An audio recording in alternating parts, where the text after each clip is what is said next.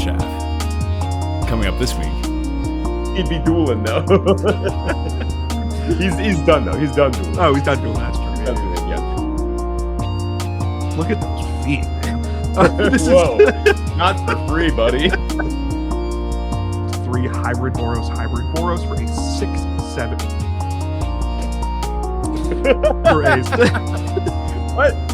What's up, aficionados? Welcome back to Draft Chaff. I'm Ben, one of your hosts, and joining me on the line, as usual, is the draft dad himself, Tyler. What's up, dude? I am so pumped for the Eclipsed Eclipsed, Benjamin.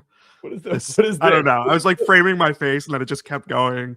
I was rolling with it. You started the podcast, and part of me was like, should I pretend to be a Shadowmoor version of myself and just talk evil for the whole episode?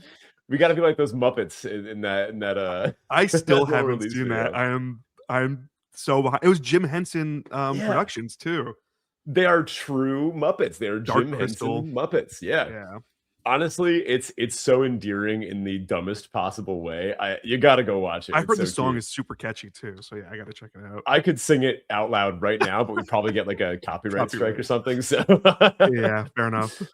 Anyway, aficionados, welcome back. It's been a while, long time no see. We've had various life things coming up, and we are stoked for another set release. We had a lot of fun with Avatar, won a bunch of boxes of it, that kind of thing. We are diving headfirst into the light and the dark today. Lorwyn Eclipsed format breakdown.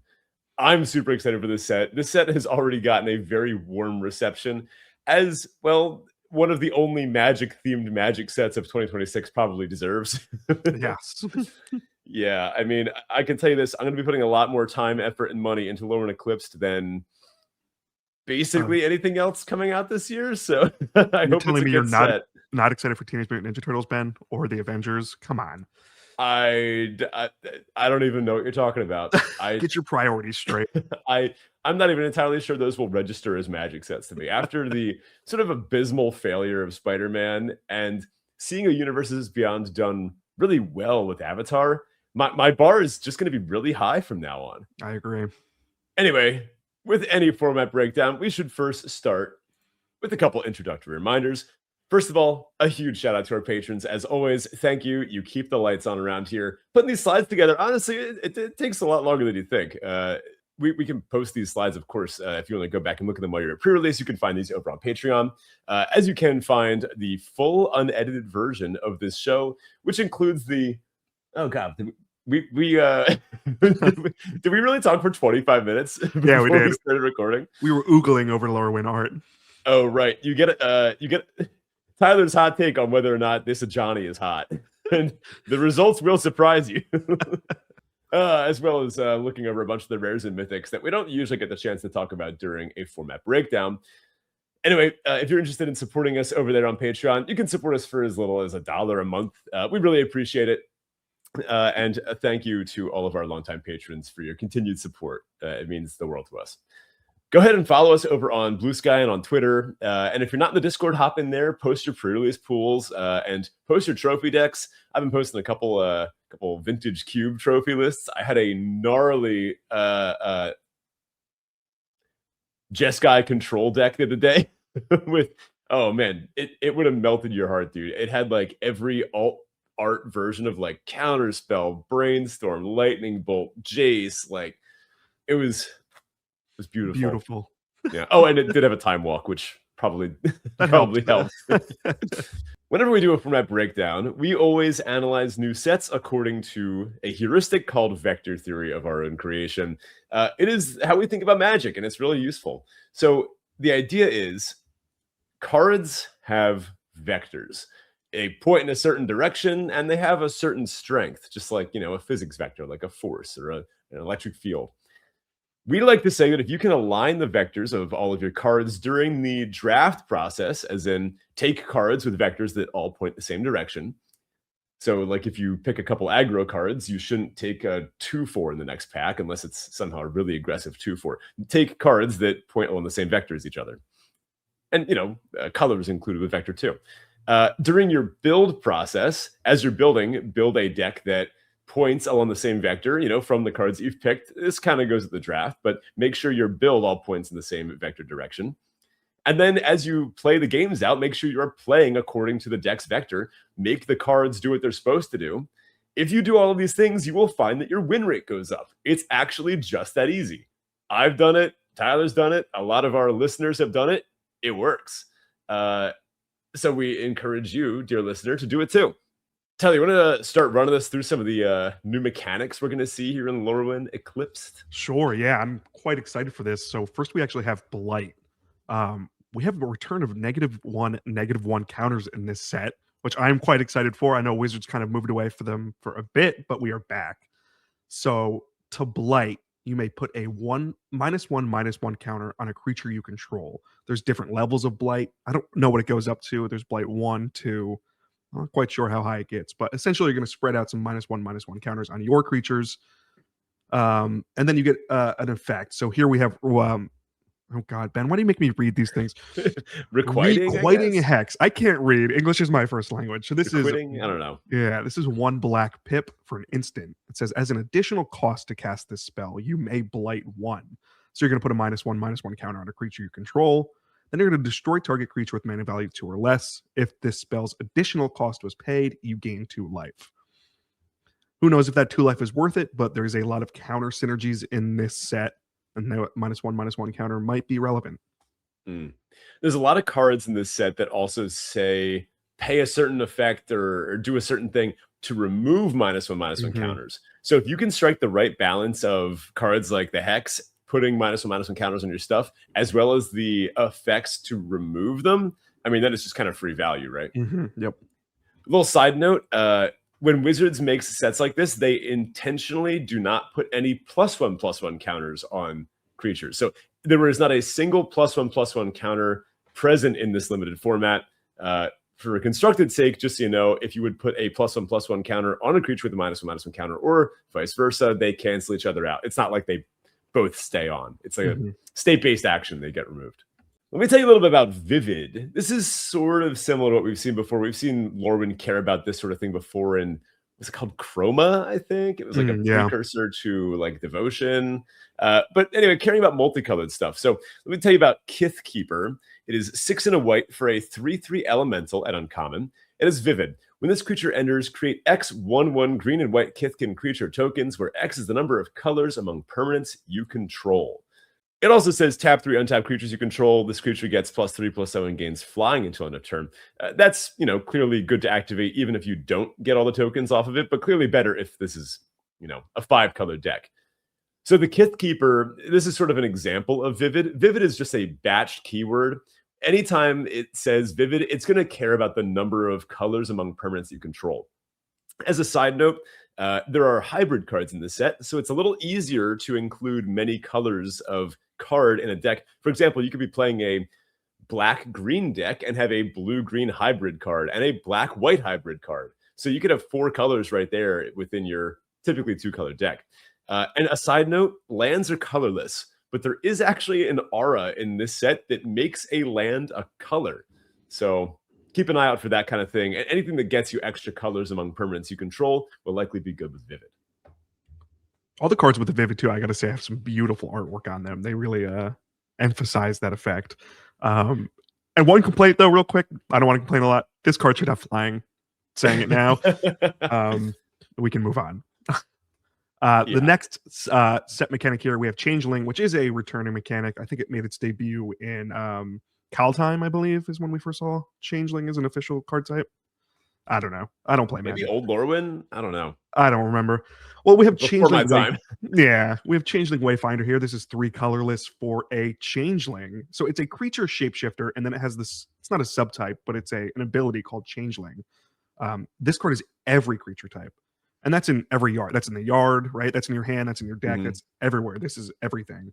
It says when this creature enters, you may search your library for a basic land card, reveal it, put it in your hand, then shuffle. Pretty solid card. But you're going to have a lot of kindred effects in this set, a lot of tribal or typal type effects where Changeling represents each of those types. It could be Kithkin, it could be Goblin, it could be Elf, whatever you need to fill that slot. I love this little guy. Dude, the Changelings in the set, the little I don't know, like frog-looking guys. I love them so much. They're all kind of like little blobs. They're just like dorky looking in the best way possible. Yeah.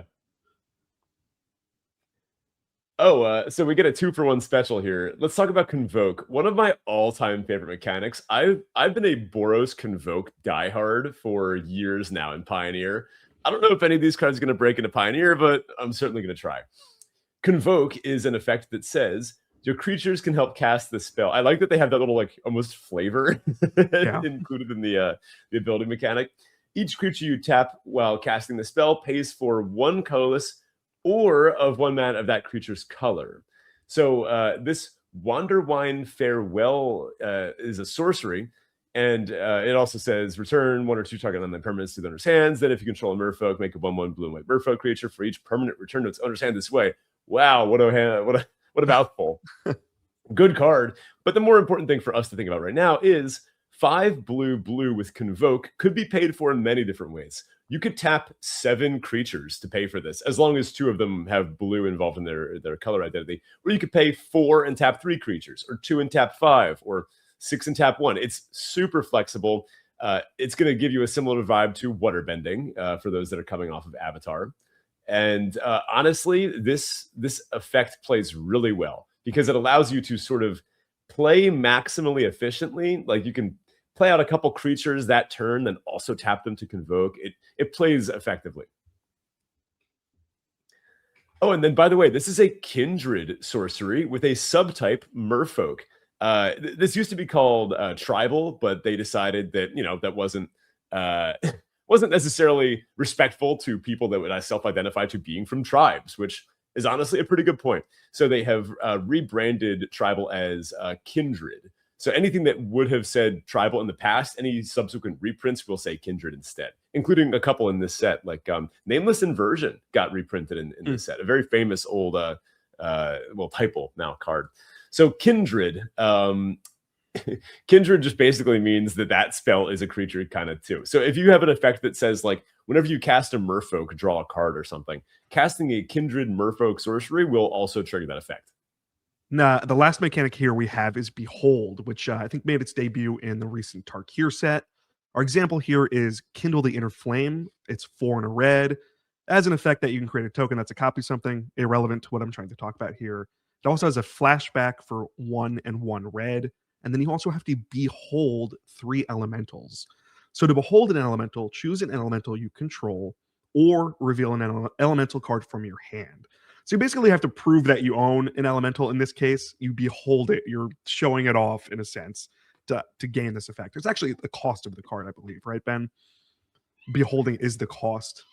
Yeah, it's part of the like casting effect. It's kind of funny. It's basically just like proves you've got 3 of them. Yeah, Most exactly. of them have 1. Just like show your hand. Yeah. This is kind of funny, like flash 3 cards from your hand out. Yes.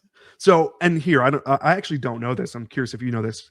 Kindred Sorcery Elemental is that can you behold this card as a cost for this? Not this card as a casting cost, but I'm saying a kindred spell. Yes, because it just has to have the subtype elemental. It does not need to be a creature with that subtype. Yeah. You also can use shapeshifters for this because they are in all zones, every creature type. A lot of moving parts in this set, if you haven't noticed already. Let's briefly mention some of the special guests.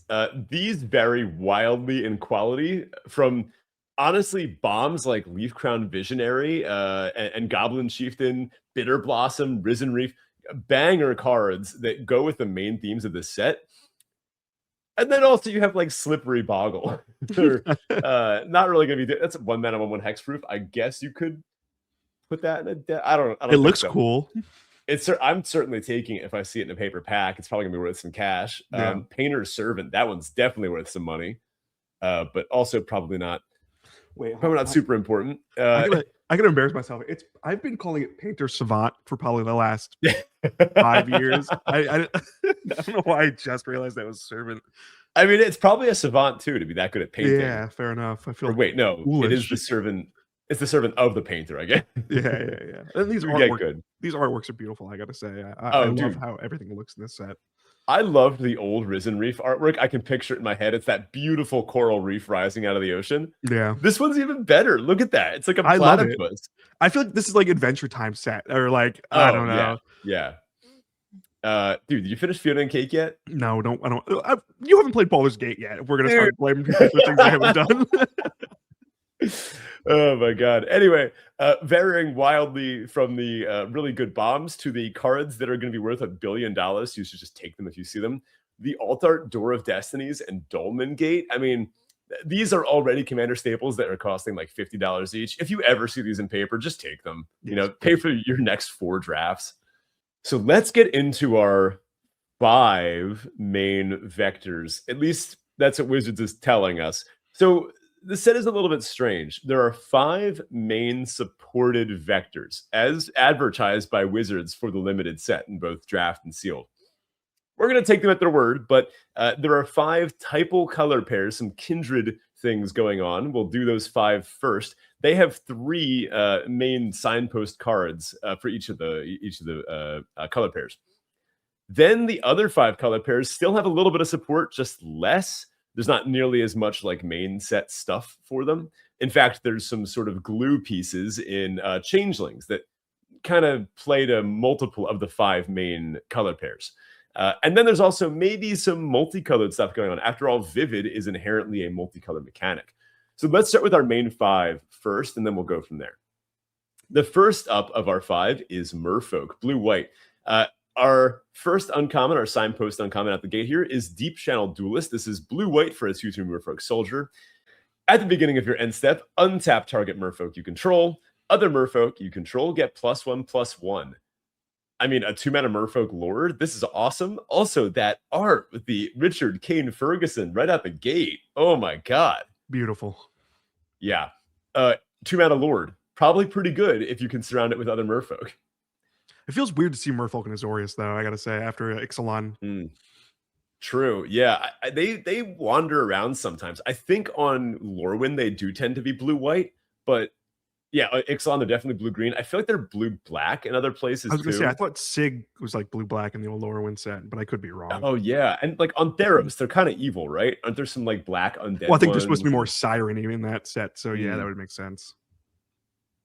So clearly this is a typal deck, but with our 5 main typal vectors, Merfolk and the other ones, you'll see that there's also a sort of sub-theme that creature type, that color pair is trying to do. So clearly Deep Channel Duelist is a Merfolk Lord. You'll see that all of the 5 have a Lord type creature, but then all 5 also have one of the Eclipsed cycle. So our next card is Eclipsed Marrow. This is blue-white, blue-white, blue-white hybrid. So that's 3 hybrid mana for a 2/3 Merfolk Scout.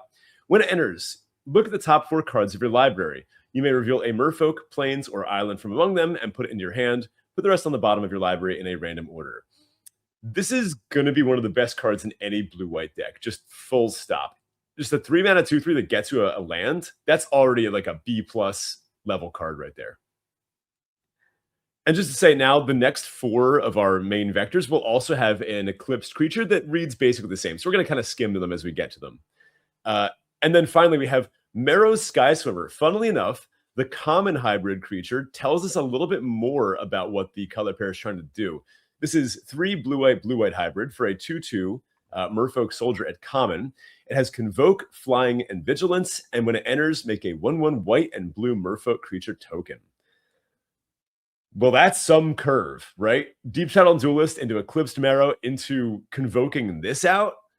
Like, wow. I like it. Yeah.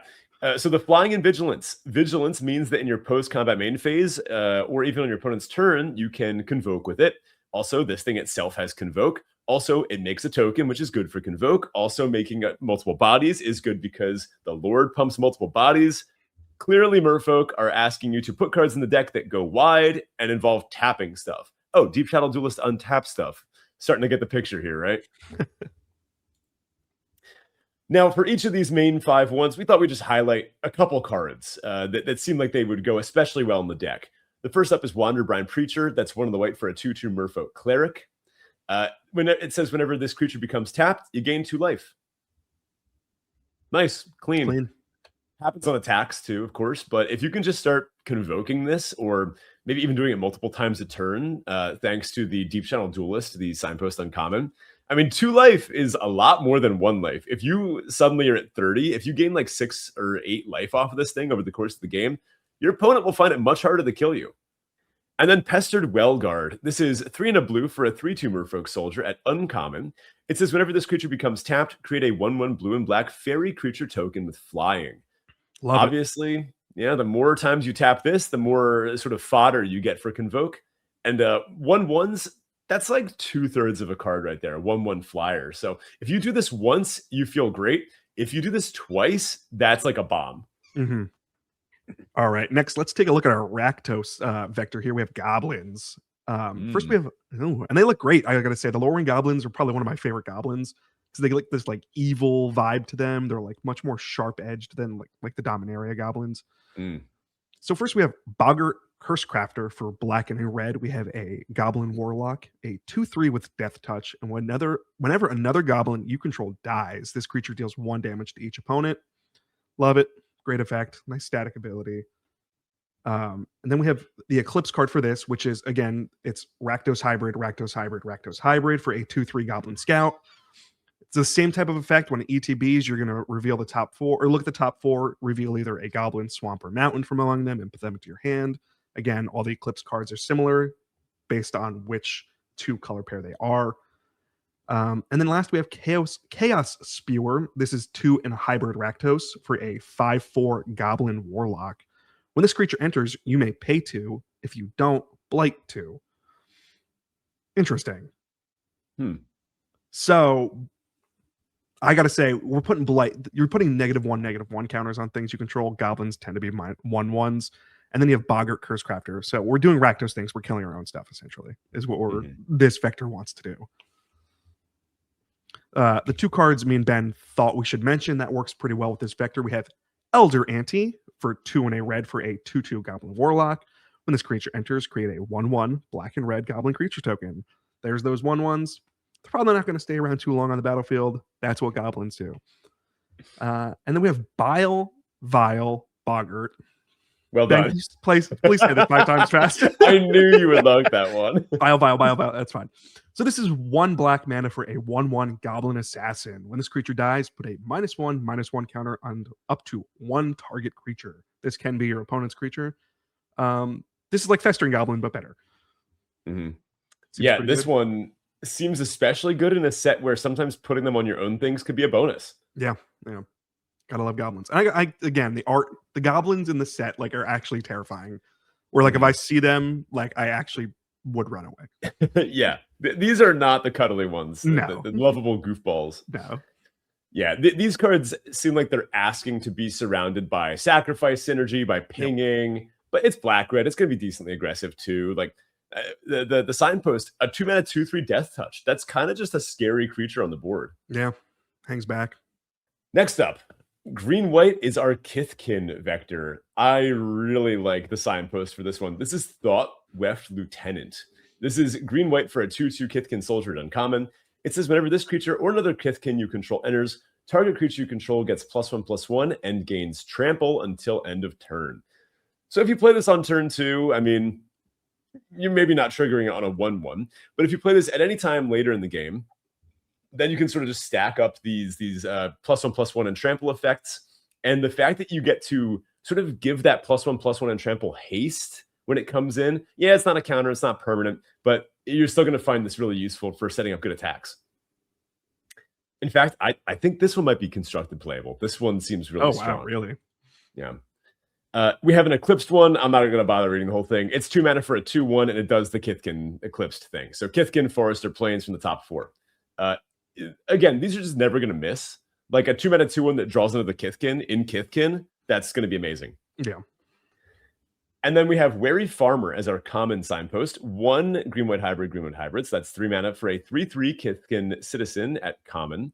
It says at the beginning of your end step, if another creature entered the battlefield under your control this turn, Surveil 1. That's, of course, Scry, but it can go to the graveyard. I think this is a little strange and hints towards something of a graveyard synergy. I know black-green elves cares a bit about the graveyard, so maybe this is sort of hedging and saying, like, well, you might pick up a card that lets you get stuff back from the graveyard in green. Kind of funny to see that on a green-white card, though. Like a Surveil on green-white. I'm not sure if we've ever had that before. I agree. And it's a citizen too, which makes me think of a set I hate. So I'm not sure how I feel about this card. Here's a good one to pitch in the graveyard.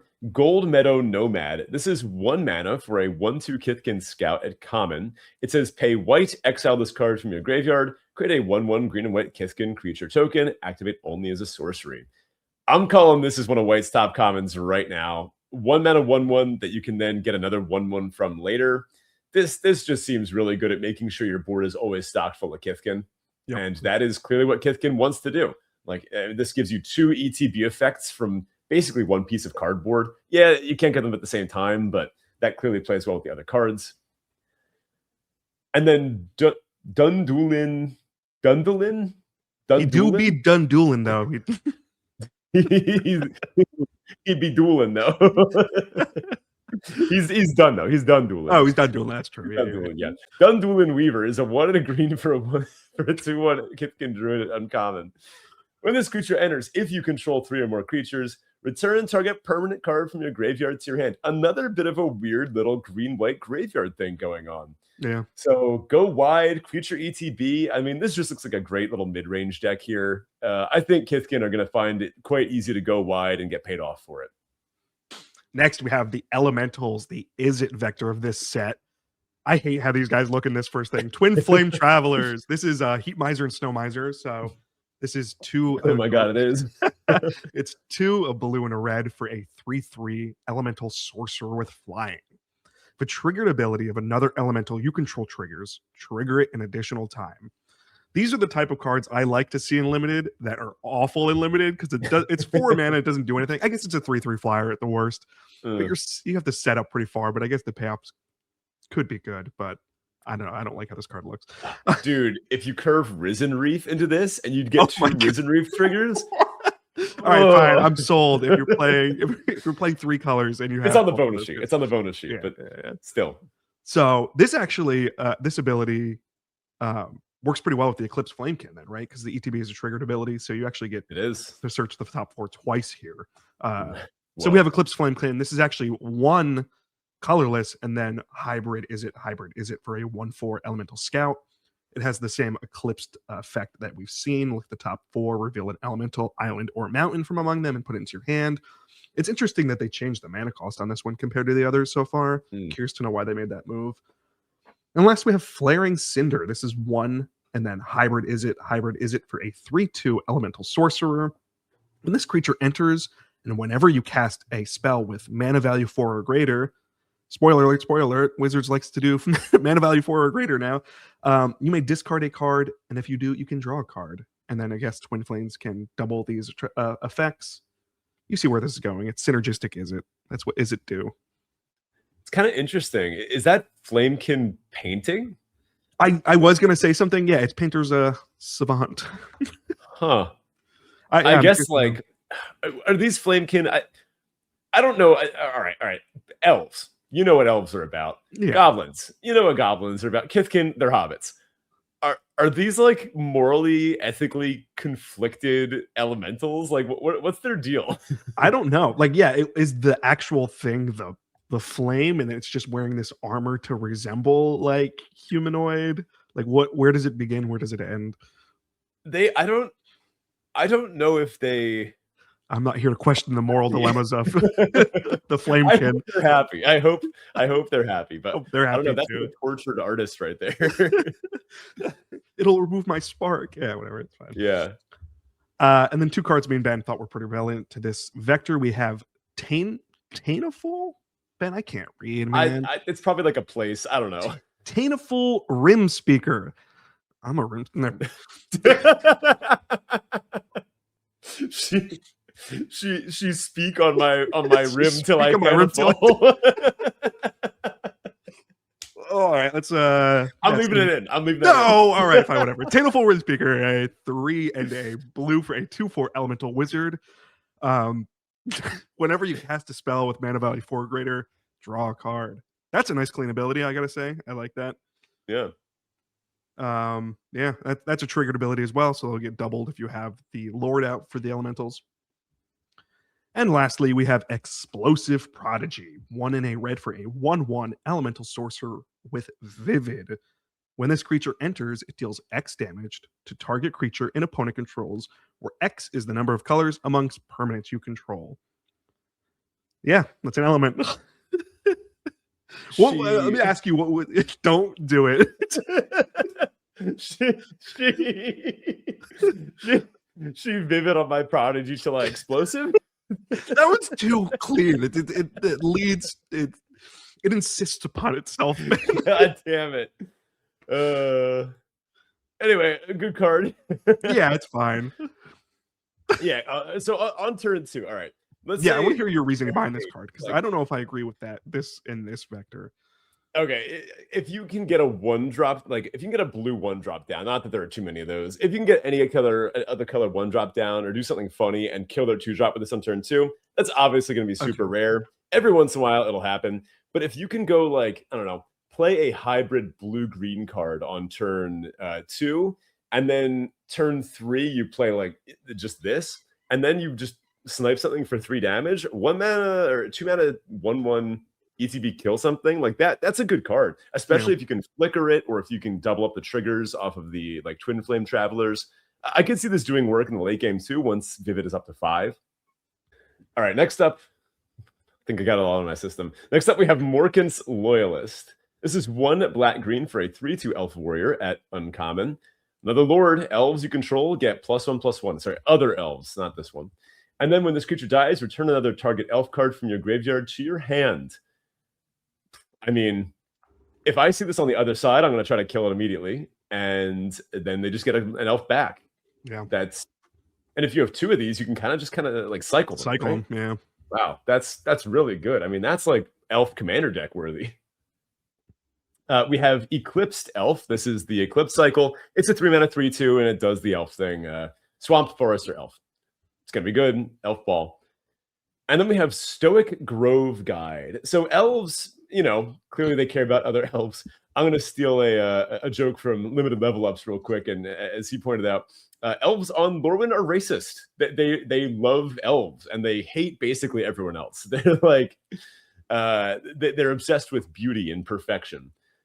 So clearly elves care about other elves, but they also care about the graveyard. Stoic Grove Guide is a 4 and then a black-green hybrid for a 5/4 elf druid at common. And it has pay 1 and a black-green hybrid. Exile this card from your graveyard to create a 2/2 black and green elf creature token. Activate only as a sorcery. It's kind of a nice little value engine. Yeah, it's a little pricey, but I like this card. Yeah. Of course, if you pay the front half, 5 mana 5/4, not that exciting, like you said, but if it dies, then you get the chance to make a 2/2. I have a lot of respect these days for pieces of cardboard that make another piece of cardboard. And that's what this one does. Of course, if you can self-mill this somehow and just get a sort of free 2 mana 2/2 that's also an elf for any other typal synergies, then that's just great. Lys Alana Informant is one of the 2 cards we'd like to highlight here. This is 1 of the green for a 3/1 elf scout at common. It says when this creature enters or dies, Ceravel 1. We've seen this kind of card before, and it's always really good. It's when you keep that opening hand that's got like 2 lands, 4 pretty good like spells, but they cost like 3 and 4, and then you've got this thing in your opening hand, and you're like on the draw, and you're like, well, now that I have my Lys Alana Informant, that makes this hand to keep. And if that wasn't there, if it was any other 2-drop, it's probably a mulligan. And that's real value right there. Plus the fact that black-green, of course, is going to have graveyard synergy. And this is a pretty decent attacker, too. I think this card will tend to trade up. Looks pretty good to me. We then have Creekwood Safe Right. This is 1 of the black for a 5/5 elf warrior at uncommon. But of course, this creature enters with 3 -1/-1 counters on it. At the beginning of your end step, if there is an elf card in your graveyard, and this creature has a -1/-1 counter on it, remove a -1/-1 counter from this creature. So back to talking about Blight, which of course is a very black mechanic. This sort of just allows you to tap into all of the Blight kicker costs that any of your spells have, because you can just dump the counters on the Safe Right. It will continually get rid of them. I mean, it's actually kind of doing that actively. It's like fighting back against the encroaching creepy vines that are coming at it, right? So it'll keep the blight away, right? As long as you have an elf in the graveyard, which should not be too hard if you self-mill one with Lyssalana Informant or whatever else. All right, now we're moving away from our supported typal vectors in this set. We're moving into kind of these 5-color support themes. They don't really have a true home, but there's still cards in them that we'd like to talk about. So for green-red, we have the Noggles. I mean, if you listen to the pre-show, I think these things look like the Noid from Domino's commercials back in like the early 2000s. Whatever, these guys are weird. So there's going to be a supported card in this, and then we're going to talk about a changeling / shapeshifter in this supported theme as well. So we have Noggle Robber here. This is one, and then a hybrid green-red for a 3/3 Noggle Rogue. When this card ETBs or dies, create a treasure token. I like this card quite a lot. I think it's it's pretty clean text. It seems pretty good for limited. And we have Gangly Stompling. Look at those feet, man. Whoa, not for free, buddy. There's a lot. I gotta say, there's a lot of feet in this set. There's a lot of feet in this set. So this is 2 in a hybrid red-green for a 4/2 shapeshifter. It has the changeling ability, and it also has trample. Nice clean ability. Yeah, they do not like shoes on Lorwyn. So the funny thing about red-green, it's one of the green color pairs. Obviously, this red-green thing makes a treasure. I see this as a vivid enabler, if anything. I totally agree. There's 2 colors right there, and it's even giving you a treasure to potentially cast a 1-off of a 3rd. I don't know. I don't know whether red-green is going to be like... Are you going to want to sit down at a draft table and say, like, all right, oh boy, I hope I open red-green cards? Like, is that what you want to be doing in a set where there are these bomb uncommons in 5 supported archetypes? I think you want to be one of those 5 people at the table that has like laid claim to elves, right? Definitely. And a lot of these cards are hybrid too, if you notice. Like you're not going to be set into one of these. You might actually just pick these up for, red or green. Obviously, Noggle Robber is going to be a little hard to play in a Boros color deck, but still, the fact that it's hybrid, it gives you that option. You could. I mean, ramping in Boros, that's kind of good, right? Yeah. Yeah, interested to see how this plays out. But I suspect there's a 5-color vivid-ish, green-ish deck, and these are probably gonna be part of it, right? For those that don't know what Noggles are, I put a quick. We still don't know. We still don't know. They're sort of like donkey guys, I think. Me and Ben looked at if you listen to the pre-show, we were talking about Noggles quite extensively. We quite a lot. We Googled it, and they are these things and a vent hose for your car to air condition your children. So that's what Noggles are. Also, a couple doctors in the area appear to be named Dr. Noggle. So our next hybrid support theme is blue-black. Man, it must have been a tough decision to decide to make a Lorwyn set where faeries sits on the back burner. Right? I think this blue-black faeries. A lot of people, I gotta say. I'm quite shocked by it too. Yeah. So we have a mischievous sneakling at 1 blue-black hybrid for a 2/2 common shapeshifter with changeling. By the way, all these commons for the support themes, they all are shapeshifters with changeling. So they can sort of, fill roles. This could be an elf. This could be a merfolk. And this also is a 2/2 with flash. So 2 mana 2/2 changeling flash. Fine. But more interestingly is what this blue-black mini vector is suggesting. The uncommon is Voracious Tome Skimmer. This is blue-black hybrid, blue-black hybrid, blue-black hybrid. For a 2/3 flying, it's a fairy rogue at uncommon. And it says whenever you cast a spell during an opponent's turn, you may pay 1 life. If you do, draw a card. Sick. Yeah, I love it. That's what fairies do, and I wish they were more supported because I love this type of effect. Yeah. By the way, what's up with that fairy? Is it like... I didn't want to mention it because I'm not trying to body shame, but that is not a fairy. That is not a Lorwyn fairy. I'm used to fairies like picture like, I don't know, Vendilion Click or Glen Elendra Archmage or like the iconic Lorwyn fairies. Is this like a wasp, like a beetle? I mean, it's obviously Shadowmoor, right? Like we're in the Shadowmoor for whatever this is. But we saw fairies when we were talking about merfolks earlier, and they did not look like this. So I don't know what happened here. Yeah, I don't know what's going on there. Anyway, funny that blue-black has a sort of like 2-card flash package. So if you could pick up like 2 of these Tome Skimmers early and then just do like a turbo flash deck, that seems like it could really work for blue-black. But like, it's not like you're trying to get into this necessarily. Next, we have Boros, my favorite. First, we're going to take a look at Feisty Spikeling. I love that. This might be my favorite art in the set. The derpiest looking unicorn. I don't even know what body. What It's is like a that? tapier body. I don't know. So this is one hybrid Boros red-white for a 2/1 shapeshifter with changeling. And then it has, during your turn, this creature has first strike. Very Boros looking card. All these changelings are, it's shapeshifter, changeling, and then some kind of keyword ability. But more importantly, again, here we have Hovel. God, Ben, why are you making me do this? Hovel. I can't like a hole in the ground, like a hobbit home. A hovel. Okay, all right. That word hurler. And then it costs 3 hybrid Boros for a 6/7. For a what was that? For a, did you put this here in purpose? For a Sorry, 6/7 giant warrior. What kids were relevant. I'm almost 30. For a giant warrior. So Boros is I believe there's a lot of giants in this set. Yeah. This creature enters with 2 -1/-1 counters. And then for Boros hybrid, you can remove a 1/1 counter from this creature. Another target creature you control gets +1/+0 and flying until the end of the turn. So this is like a jump card. Essentially, removing counters make things jump.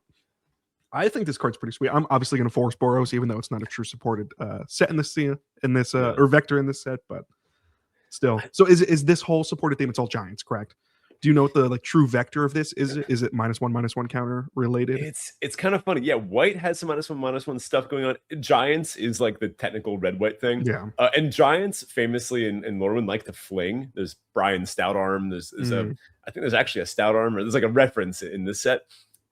Funny enough, this card it uses this -1/-1 counter thing to cap a good thing rather than to be a bad thing. It's almost as if it's like an exhaust ability. Yeah. Except if you can find a way to place additional -1/-1 counters on this, this is actually a great synergy with Blight, because by putting -1/-1 counters on this, you get additional chances to jump your creatures. If you play this on turn 5, turn 6, if you can like somehow get another counter on it, you could just go like, picture this in like a green-white deck, right? Like Kithkin gets flying, Kithkin gets flying, Kithkin gets flying. Attack for 12 in the air. It's like, what are they going to do?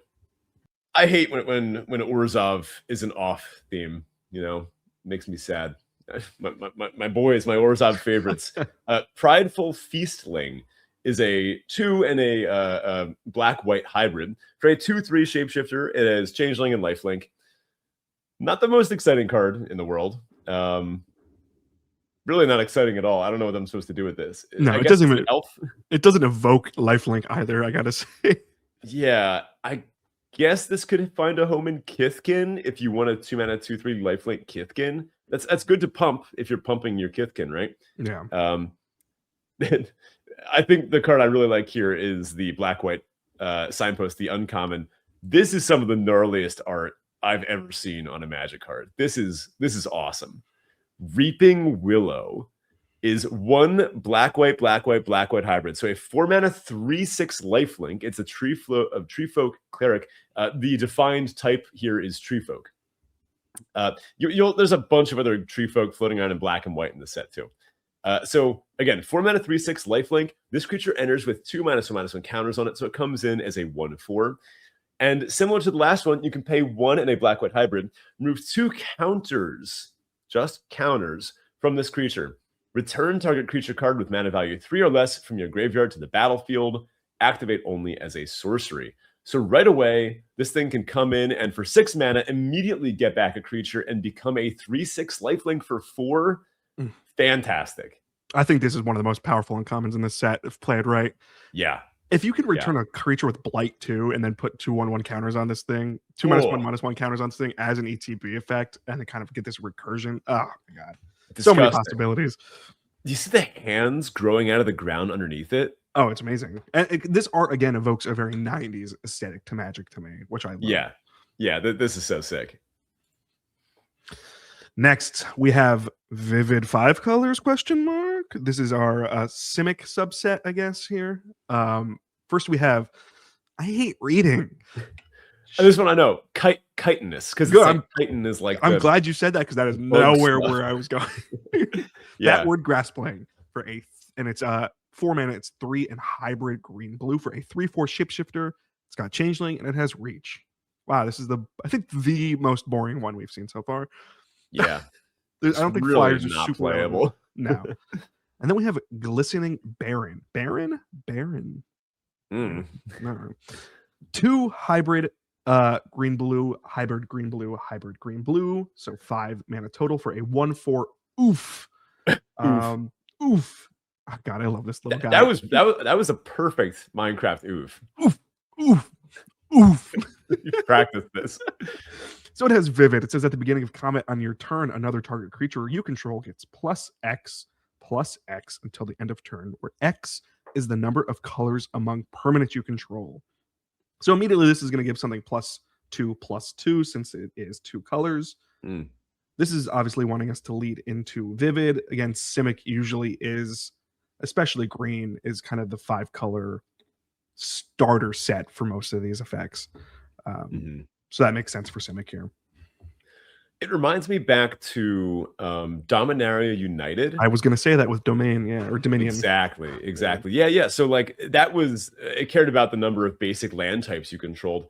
This pretty similar. I don't really think there was ever by definition, you wouldn't have a blue-green 2-color Domain deck, right? Yeah. Similarly, I doubt you'll ever really have a blue-green, just straight up blue-green deck, given that it's almost so free to splash around, given that there is some good fixing in this set. Of course, you actually could build a straight blue-green deck that just has a bunch of hybrid cards, but some of these have pretty intense costs. A lot of these have like double pips for the good ones. You're not putting like chitinous graspling in like a, I don't know, black-green deck just to get a Vivid effect. That card is bad. It's a 4 mana 3/4 reach. Which is funny because that card 10 years ago would not have actually been that bad. But anyway, there is a bunch of Vivid 5-color support. We already mentioned the Changeling Wayfinder. That actually is a Skittering Surveyor. 3 mana 1/2 colorless. Go get a basic. Really good for fixing. These little cards are better than they seem. And this one also fits all typal abilities. I would not be surprised if the Wayfinder ends up being one of the stronger commons in the set to just have in your deck as far as like consistency goes. There's also this weird card, Burdock Core. This sounds like something that crashed from Edge of Eternities, right? Yeah. 3 mana. It is a Kindred Artifact Shapeshifter. It has Changeling, and it says tap to add 1 mana of any color, and it says pay 4. This artifact becomes a 4/4 artifact creature until end of turn.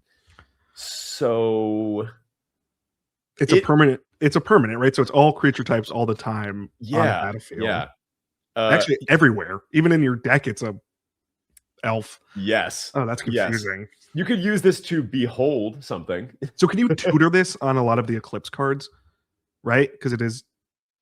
If you're tutoring out an elf, for example, yes, you could get this. This will also trigger, technically, if you were to activate this and you have a Lord in play, it would get +1. It'd be a 5/5, right? And it triggers all your cast effects. Really weird card. And if there is going to be a 5-color deck, I would imagine this would play it, although 5-color decks probably don't have super strong typal synergies. So this card's playing both sides. We'll see if it comes out on top. Foraging Wickermaw. This one is a nice little scarecrow throwback. Of course, Lorwyn, famously home to some really, really weird-looking scarecrow that do weird things. They typically have something to do with color fixing, as does this one. 2 mana for a 1/3 artifact creature Scarecrow at common. When this creature enters Surveil 1, and it has the classic filtering effect. Pay 1, add 1 mana of any color. This creature becomes that color until end of turn. Nice little Vivid joke there. So you can make this become red just for 1 mana if you want it to help trigger a Vivid effect. It does say activate only once each turn.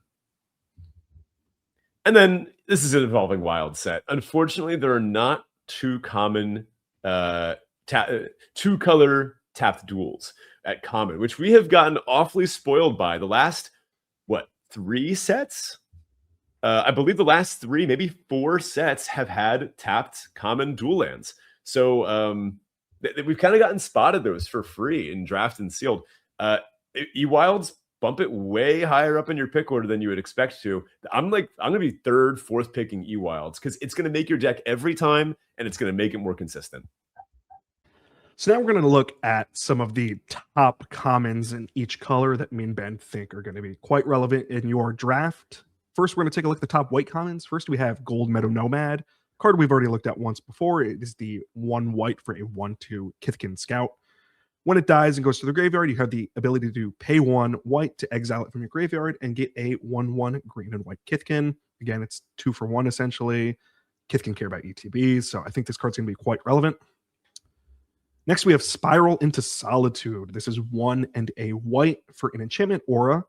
It's going to enchant a creature, can't attack or block, so this is like a pacifism effect, but it also has the ability to pay 1 and a white for a Blight 1. Sacrifice this aura and exile the enchanted creature. So you're going to pay that 2 mana, you're going to put a -1/-1 counter on a creature you control, and then that creature the aura is attached to will be exiled. Interesting. And lastly, we have Liminal Hold. Beautiful art on this. It is a 3 and a white, so 4 mana for an enchantment. When this enchantment ETBs, exile up to 1 target non-land permanent an opponent controls until this enchantment leaves, you gain 2 life. We see this effect a lot. It's usually pretty relevant. The gain 2 life is kind of an interesting addition, but 2 life is 2 life. Yeah, a common Oblivion Ring. I mean, yeah, you don't see that every day. Top blue commons. We've got Blossom Bind. This is 1 of the blue for an enchantment. It's an aura, a common. Enchant creature. When this aura enters, tap enchanted creature. Enchanted creature can't become untapped and can't have counters put on it. That's a funny way of saying it. It's not that it doesn't untap during the next untap step. It's not that it has stun counters on it. It can't become untapped. It just straight up cannot become untapped. So that's kind of funny. Really good aura that shuts down basically anything forever. About as close to a blue Oblivion Ring as you're going to get. Yeah, and the fact that you can't put counters on it, it's so relevant because your opponent can't blight their own creatures at this point. So it really is just kind of locked away in this eternal prism where it doesn't exist. And a cute little blossom. Yeah. Next, we have Temporal Cleansing. Wiley Beckert, always crushing it with the art. She's one of my favorites. This is 3 and a blue for a sorcery with Convoke at common. The owner of target non-land permanent puts it into the library second from the top or on the bottom. Nice, gets rid of a thing. With Convoke, I mean, you want to be convoking in blue anyway, so this actually may be an upside to tap your creatures. You're going to get all the triggers of your things becoming tapped. If you do this for 2 mana, it's going to feel disgusting. Yeah. And then I was debating back and forth. I'm not sure I'm committed to this third one, the Silver Gill Peddler. This is 2 and a blue for a 2/3 Merfolk Citizen at common. It says whenever this creature becomes tapped, draw a card, then discard a card. I want to like this one, but there is also a 2 mana blue fairy with flash. And when it comes in, you can either tap or untap a permanent or creature, I think. I'm debating between the 2 of those, which is going to be better. I'm leaning towards the Peddler because I do really like this looting effect. And getting a loot like that in a creature seems strong, especially if you don't even have to attack with it to get it to happen. I wish this cost 1 less and was a little weaker. That's the one thing that kind of makes it. I think you'll like one of the black cards we have coming on next then. Yeah. Speaking of black, let's take a look at the top black comments here. We have Blight Rot. Again, I love this art in this set. This card evokes so much emotion from a tree. So this is 2 and a black for an instant. Put 4 -1/-1 counters on target creature. Again, this is creature you control too. So if you have those relevant abilities where you need to remove counters, this is great. It's versatile. Most of the time, you're going to be killing your opponent's stuff. Next, we have Balog Slither's Embrace for 1 and a black for a sorcery. As an additional cost to the cast the spell, you may either blight 1 or pay 3, so 5 total, to exile target creature. Why would you ever pay 5 mana for this? I guess if you don't have a creature on the battlefield, that's the only time. Yeah. And then lastly, we have Moon Glove Extractor for 2 and a black for a 2/1 Elf Warlock. When this creature attacks, you draw a card and lose a life. That is, what is it? It's a Phyrexian Arena on a stick when it attacks. Yeah. There was a card like this in Forgotten Realms, I think. It might have been a 2/2 with Death Touch or something. It was a very strong card. Yes. I think it created treasure token. No, I might be wrong. I think you're right. I think it was a draw. Something like that. It was so long ago.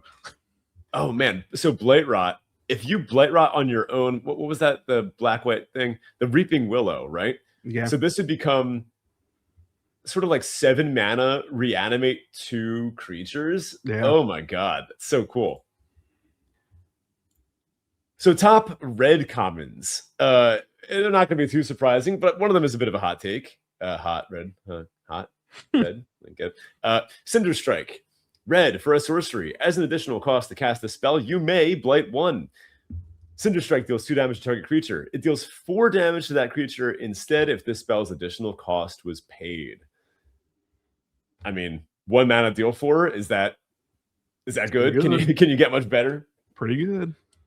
Especially if you're using that blight as an upside, right? As a synergy piece. If you have to kill your 1/1 token to do this, I mean, 1 mana, sack a creature, kill a thing. That's also pretty good.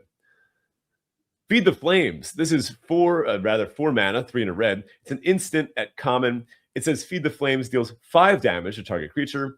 If that creature would die this turn, exile it instead. We have seen some pretty beefy stuff in this set. Some things getting on the pretty big side. I mean, there's giants, there's tree folk, even some of the kithkin and elves can get kind of big. So a 4 mana deal 5, that feels like a pretty good rate. And then a set with elves and graveyard nonsense, exiling is often relevant. And lastly, this one again, this is my hot take. I don't know about this one, but I like the look of it.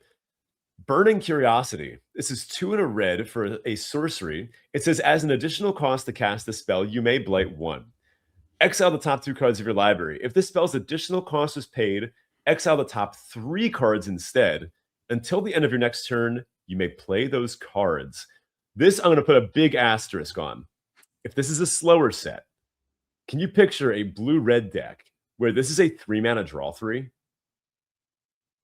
Because if you can, that is a disgusting Magic card. And if you can use the blight as an upside, which not all decks will be able to, I could just see this. I mean, this has echoes of the something Glimpse Eternity, the one from Modern Horizons 3, where if you didn't cast them, you had to cast them that same turn, and if you didn't, you got Eldrazi Spawns. This just lets you do it on the next turn. Again, you got to get to like 5 or 6 mana for this to be worth casting, but if you can be stable, then cast this. 3 mana draw 3. Sounds awesome, right? No, I agree, definitely. And lastly, let's take a look at the top 3 green commons we think for the set. First, we have Assert Perfection. This is 1 and a green for a sorcery. Target creature you control gets +1/+0 until end of turn. It deals damage equal to its power equal to 1 target creature an opponent controls. This is our bite spell of the set, and it's not an instant speed bite, which that's fine, but it does pump before it does hit. Okay, next we have Great Forest Druid, and this guy looks intense, I gotta say. So this is 1 and a green for an 0/4 tree folk druid. That was tough. This is just tap, add 1 mana of any color. Again, this is in green, so if you're going to go for the vivid, this is probably a top pick for you because it is going to produce any mana of color for you. And it's also an 0/4, so this is a great blight target, I gotta say. You know, you're not really going to be attacking with this thing. So pretty solid all around. It's definitely going to be up there. And lastly, we have Lice, Alana Informant. Again, we've seen this card once already. This is 1 and a green for a 3/1. When it ETBs or dies, you're going to surveil 1. Nice card. Oh, wow. We made it to the end. That's the set. We did it. Now we have to do it all again, but the Shadowmoor version. And it's God. Spooky. Chaficionado, thank you for listening. I hope you enjoyed this little deep dive into the vectors that we've got going on here in Lorwyn and also Shadowmoor, I guess Eclipsed, whatever. If you're not in the Discord, hop on in, send us your pre-release pools. Let us know what's going on. Pre-release is this weekend as this episode is releasing. We're going. You still down for burgers and beer beforehand, Tyler? That's the only way I play Magic. Absolutely. Mia's coming this time. It's gonna be exciting. Our friend Michael, he's newer to Magic, but he's excited for his first pre-release. He's coming too. Honestly, dear listener, isn't that just the best way to play Magic? Go get some friends. Go find a local pre-release. Go have fun, and buy this set and not whatever Universes Beyond junk comes out next. Anyway, thank you for listening and happy drafting. All right. I know you got to go, but real quick, card you most want to open at pre-release this weekend on Friday? Go. Oh God, what kind of question is that? The elf feet. Cut the episode. Kill the episode. Too much feet. Oops.